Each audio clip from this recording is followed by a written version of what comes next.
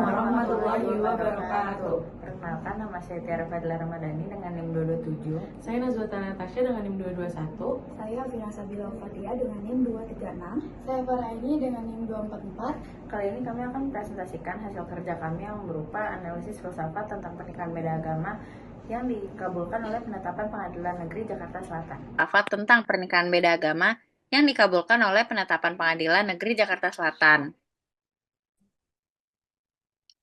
Di kelompok kami ada Najwa Talia Natasha dengan NIM 221, saya sendiri Tiara Fadila NIM 227, ada Afina Sabila Fatia dengan NIM 236, dan Faraini Usman NIM 244. Pendahuluan. Jadi, pernikahan beda agama di Indonesia merupakan isu yang kompleks dan kontroversial, terutama dalam konteks hukum dan filsafat. Seperti yang terjadi pada kasus pernikahan beda agama yang dikabulkan oleh penetapan Pengadilan Negeri Jakarta Selatan. Pengadilan Negeri Jakarta Selatan mengabulkan permohonan pernikahan beda agama melalui penetapan pengadilan. Perkawinan merupakan ikatan batin antara seorang pria dan wanita sebagai suami dan istri dengan tujuan membentuk keluarga yang bahagia dan didasarkan oleh Tuhan Yang Maha Esa dan dilakukan sesuai dengan hukum agama dan kepercayaannya terhadap Tuhan Yang Maha Esa serta dicatatkan menurut perundang-undangan yang berlaku. Menurut dasar perkawinan, perkawinan yang sah apabila dilakukan menurut hukum masing-masing agamanya dan kepercayaannya itu. Menurut pasal 2 ayat 1 Undang-Undang Perkawinan, suatu perkawinan dianggap sah jika dilakukan sesuai dengan hukum agama dan kepercayaan masing-masing pihak. Dari penjelasan pasal ini, kita bisa mengerti bahwa asas dari perkawinan adalah harus mengikuti hukum dari agama dan kepercayaan yang diakui. Seperti halnya yang terjadi pada kasus yang akan dianalisis, yaitu perkawinan beda agama yang justru dikabulkan oleh Pengadilan Negeri Jakarta Selatan. Pasangan beda agama, yaitu Edu dan Diana, mengajukan penetapan pengadilan di Pengadilan Negeri Jakarta Selatan agar melangsungkan perkawinannya dan dapat dicatatkan di pencatatan negeri sipil. Hal ini dilaksanakan mereka karena di Indonesia pernikahan beda agama tidak disahkan secara negara dan agama. Pentingnya percatatan perkawinan adalah untuk memberikan bukti mengenai adanya perkawinan itu. Bukti ini sangat diperlukan untuk memenuhi syarat administrasi, seperti untuk membuat akta kelahiran, kartu keluarga, dan dokumen administrasi lainnya. Pembahasan 1. Pandangan filsafat moral terhadap perkawinan beda agama di Indonesia. Pernikahan beda agama adalah persoalan kompleks yang tidak hanya melibatkan aspek hukum dan sosial, tetapi juga dimensi moral yang mendalam. Dalam filsafat moral, suatu tindakan dinilai berdasarkan prinsip-prinsip etis, bukan hanya hukum positif atau norma sosial yang berlaku. Berdasarkan berbagai teori dalam filsafat moral, dalam etika deontologis, menurut Immanuel Kant, prinsip utama kewajiban moral dan prinsip universal. Dalam etika utilitarisme oleh Bentham Mill, prinsip utama tindakan yang baik adalah yang menghasilkan kebahagiaan terbesar bagi sebanyak mungkin orang. Dalam etika kebajikan, menurut Aristoteles, prinsip utama moralitas dilihat dari karakter dan kebajikan pelaku. Akan tetapi, jika kita lihat dari relativisme moral dan kontekstualisme moral, relativisme moral adalah pandangan filsafat yang menyatakan bahwa tidak ada kebenaran moral yang bersifat universal atau mutlak. Artinya, apa yang dianggap benar atau salah, baik atau buruk, sangat bergantung pada konteks budaya, agama, masyarakat, atau individu. Kontekstualisme adalah pandangan bahwa penilaian moral harus dilihat berdasarkan konteks spesifik, termasuk situasi sosial, budaya, sejarah, dan kondisi individu yang terlibat. Penerapan relativisme moral dan kontekstualisme moral terhadap pernikahan beda agama. Dalam konteks masyarakat Indonesia yang sangat menjunjung tinggi nilai-nilai agama, terutama Islam sebagai agama mayoritas, pernikahan beda agama sering dipandang tidak sesuai secara moral. Bahkan dalam beberapa komunitas, hal itu bisa dianggap tabu atau menyimpang. Oleh karena itu, penilaian moral terhadap pernikahan beda agama tidak bisa dilepaskan dari norma sosial dan budaya tempat individu itu hidup. Selanjutnya, pandangan filsuf terhadap perkawinan beda agama di Indonesia. Dalam kompilasi hukum Islam atau KHI disebutkan perkawinan menurut hukum Islam adalah pernikahan, yaitu akad yang sangat kuat untuk mentaati perintah Allah Subhanahu wa taala dan melaksanakan ibadah. Allah Subhanahu wa taala telah menjelaskan bahwa manusia di muka bumi ini berpasang-pasangan untukmu dari jenismu agar merasa tentram dan menjadikan rasa kasih dan sayang. Hal ini terdapat pada Quran surat Al-Rum ayat 21. Setiap agama memiliki cara pandang dan ketentuan sendiri dalam menyikapi pernikahan antar umat beragama. Dalam Islam, aturan mengenai pernikahan dengan penganut agama lain cukup ketat. Namun, ada pula pandangan yang lebih moderat, seperti yang diungkapkan oleh Quraisy Shihab. Pada pandangan Max Seller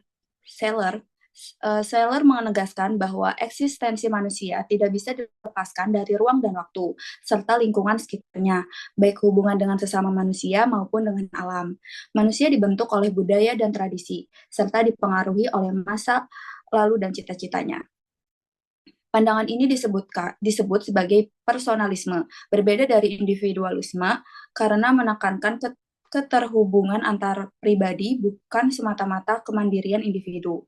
Menurut Seller, komunitas sangat penting dalam membentuk manusia. Ia membagi komunitas ke dalam 4 jenis. Yang pertama, sekumpulan orang yang terhubung karena kedekatan fisik. Kedua, komunitas kehidupan yang memiliki meskipun bersifat alamiah. Yang ketiga, masyarakat yang dibentuk atas dasar kehendak dan kesadaran bersama. Serta komunitas kasih atau loving community yang terjalin karena hubungan pribadi yang saling memberi, bukan sekedar demi rasa aman. Perkawinan beda agama merupakan salah satu contoh perbuatan melawan hukum Tuhan dan manusia. Dalam hukum Tuhan, khususnya pada Al-Quran, surat Al-Baqarah ayat 221 yang artinya, janganlah kamu menikahi perempuan musyrik hingga mereka beriman. Sungguh hamba sahaya perempuan yang beriman lebih baik daripada perempuan musyrik, meskipun dia menarik hatimu. Jangan pula kamu menikahkan laki-laki musyrik dengan perempuan yang beriman hingga mereka beriman. Sungguh hamba sahaya laki-laki yang beriman lebih baik daripada laki-laki musyrik meskipun dia menarik hatimu. Mereka mengajak ke neraka, sedangkan Allah mengajak ke surga dan ampunan dengan izinnya. Allah menerangkan ayat-ayatnya kepada manusia agar mereka mengambil pelajaran.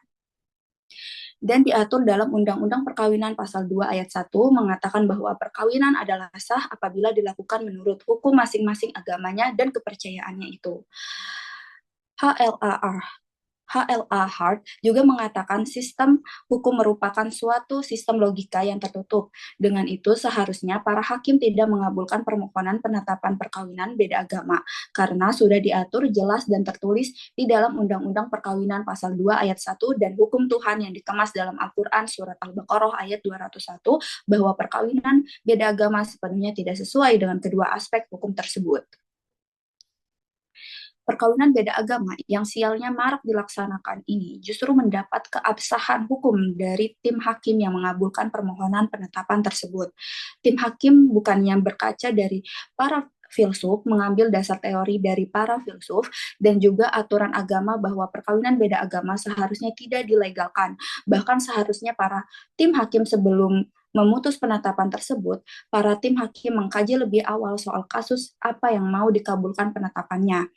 Seandainya para tim hakim lebih memperhatikan aspek hukum dan agamis yang diperhatikan secara logika, permohonan penetapan perkawinan beda agama tidak dapat dikabulkan, bahkan sampai dapat dicatatkan di pencatatan negeri sipil. Perkawinan ini dapat dikatakan perbuatan melanggar hukum yang justru dilegalisasi dan difasilitasi oleh negara sebagai penegak hukum yang dapat mengatur kehidupan manusia ke depan berdasarkan apa yang mereka kabulkan. Sebaiknya para tim hakim tidak mendukung tingkah pelanggaran ini. Selanjutnya, kesimpulan, perkawinan merupakan lembaga yang bersifat suci dan diatur oleh dua otoritas utama, yaitu agama dan negara. Kedua institusi ini secara tegas menyatakan bahwa sebuah pernikahan hanya akan diakui keabsahannya jika dilakukan berdasarkan ketentuan agama masing-masing pasangan. Dalam konteks hukum di Indonesia, ketentuan ini tercermin secara eksplisit dalam pasal 2 ayat 1 Undang-Undang Nomor 1 Tahun 1974, serta ditegaskan pula dalam kompilasi hukum Islam dan ayat Al-Quran, khususnya Surah Al-Baqarah ayat 221. Oleh karena itu, meskipun niat baik dan dimensi moral individu dapat menjadi pertimbangan dalam ruang sosial, penerapan hukum tetap harus didasarkan pada norma dan prinsip yang jelas sebagaimana tercantum dalam peraturan dan ajaran agama, agar tidak menciptakan preseden yang keliru serta mengganggu tatanan hukum dan etika masyarakat.